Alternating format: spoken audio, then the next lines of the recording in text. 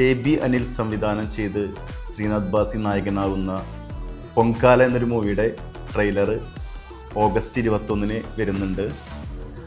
പടം ഈ വർഷം തന്നെ ഉണ്ടായിരിക്കും. ശ്രീനാഥ് ബാസിയാണ് ഈ പടത്തിൽ നായകനായിട്ട് വരുന്നത്.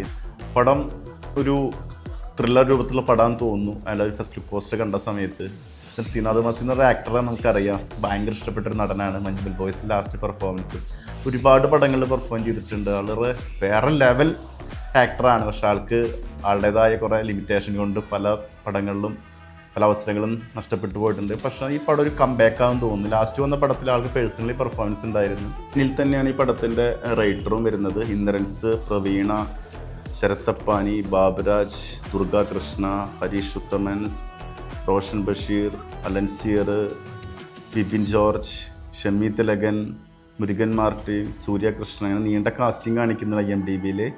അപ്പോൾ